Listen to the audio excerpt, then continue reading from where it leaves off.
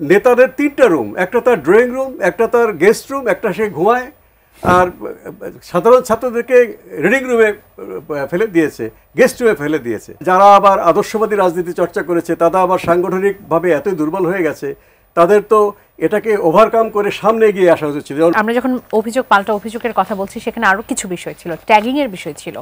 কোনো প্রার্থীকে বলা হচ্ছে যে পতিত আওয়ামী লীগ তাদের দ্বারা সে হচ্ছে সামনে এসেছে, কারো ব্যাপারে বলা হচ্ছিল যে স্বাধীনতার পক্ষের শক্তি বিপক্ষের শক্তি, এরকম বিষয়গুলো সামনে এসেছে।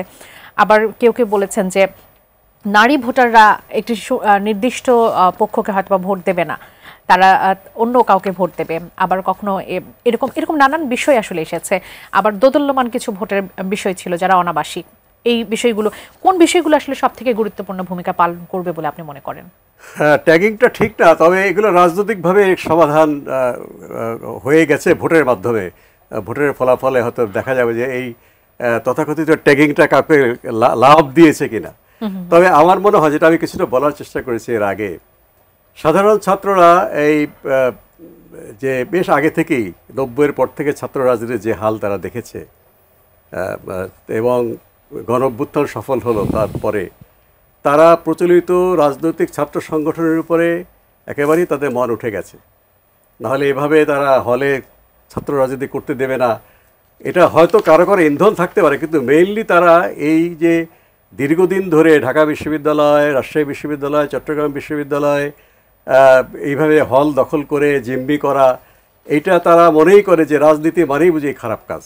রাজনৈতিক নেতা আমাদের সময় নাজিমউদ্দিন আলম, আমরা একসাথে রাজনীতি করেছি, আমরা আমাদের রুমে নিজেরা ফ্লোরে থেকে ফার্স্ট ইয়ারের ছাত্রদেরকে বেডে রেখেছি, কষ্ট করেছি, আমাদেরকে তারা ফলো করেছে যে কত স্যাক্রিফাইস করছে আমাদের নেতারা। অর্থাৎ তাদেরকে দিয়ে আপনার ব্যক্তিগত কোনো কাজ করার নেই? হ্যাঁ, নিশ্চয়ই না, আমরা তাদের কাজ করেছি।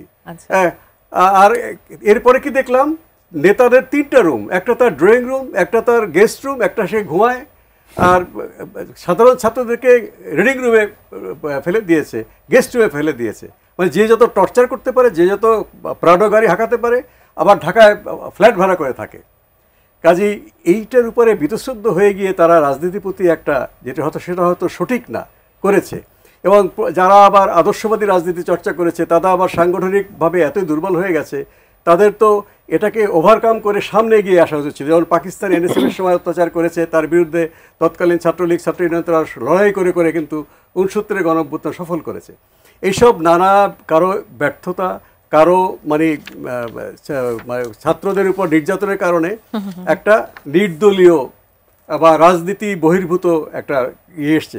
আমার মনে হয় আজকে নির্বাচনের কারচুপির অভিযোগ দিয়ে পক্ষ বিপক্ষ হচ্ছে, আমার মনে হয় তারা কারো কারো মাথায় এটা আছে যে অমুকে জয়লাভ করবে, কাজে আমি আর ছাড়বো না। আবার কেউ কেউ মনে করছে আমি তো জয়লাভ করেই যাচ্ছি, কাজে কেন গন্ডগোল হচ্ছে। এর আমার মনে হয়, জানি না কয়েক ঘন্টা পরে ফয়সালা হবে, এর বাইরে ফলাফলটা হবে।